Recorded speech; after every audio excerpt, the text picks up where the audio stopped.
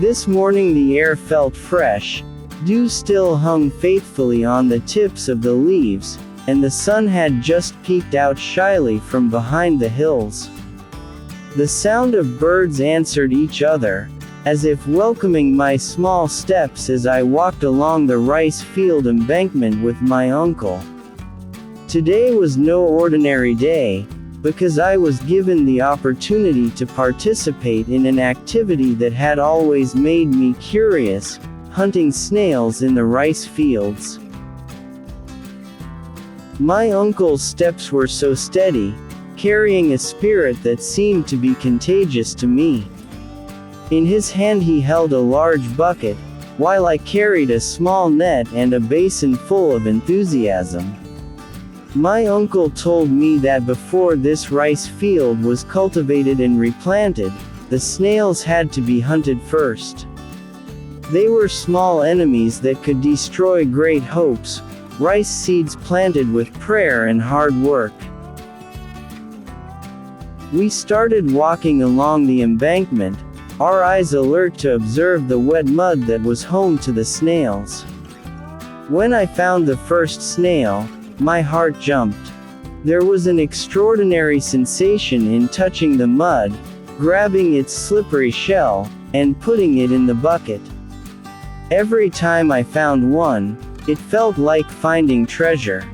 Sometimes we laughed, pointing at each other who had the most. My uncle occasionally made jokes that made me laugh.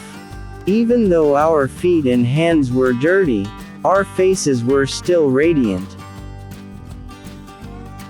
The sun was getting higher, but our spirits did not diminish. The gentle wind from the rice fields seemed to be an additional encouragement. Every now and then, I slipped and splashed water and mud everywhere, but that was the most exciting part. No one was angry, no one was upset. Only laughter flowed amidst the vast expanse of green. Today I learned that hard work can still bring joy. That togetherness, laughter, and gratitude can grow from simple activities like hunting snails. And most importantly, I felt closer to nature, to my uncle, and to the land that will grow rice, feed, and support many people. There are so many snails in this rice field, Uncle exclaimed as our buckets began to fill with shiny brown shells. Every step we took was like lifting a curtain to a small world hidden beneath the mud.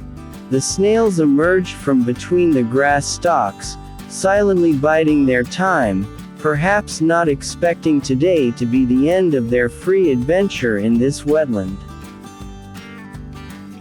My uncle smiled widely, his eyes shining like a child who had just found his favorite toy. "We can cook this catch into a delicious and spicy dish," he said as he adjusted his caping hat that had become crooked due to being blown by the wind. His words made the scent of chili and spices dance in my head. As I continued to dig through the mud and catch the hidden snails, I imagined the dinner table later, a large plate filled with tempting snail dishes, the smoke billowing, the chili sauce bright red, and the taste, it must shake your tongue. But not just for us. My uncle said some of the snails would also be used as food for his ducks. There was a strange sense of satisfaction in knowing that the fruits of our labor would not only fill our stomachs, but also feed other living creatures. There was something very down to earth, very real, about the cycle, about how nature gives and humans process it with gratitude. The sky was getting brighter, its rays starting to dance on the sparkling surface of the rice fields. Our buckets were barely full anymore, filled with the fruits of our collective labor that was not only tiring, but also joyful. My feet were sore, my hands were covered in mud, but my heart, it felt so warm.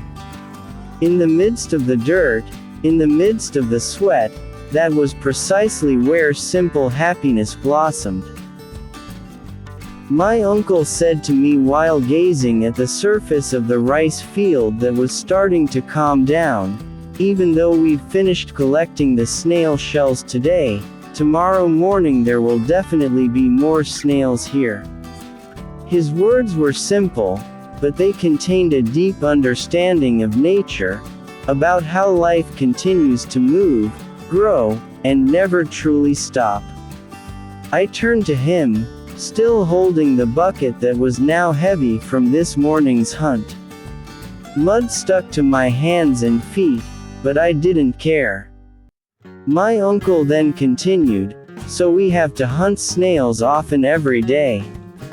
The sentence was not just an invitation to return to the rice field tomorrow, but more like advice that slowly instilled awareness that maintaining the balance of nature requires patience and consistency. The sky was still bright, but the sunlight was already starting to feel hot, as if signaling the time to return. But I remained silent for a moment, letting the wind from the rice field sweep across my face. There was a sense of awe in my heart, how this quiet rice field held so much life, so many stories. The snails that reappeared every morning seemed to never run out of enthusiasm.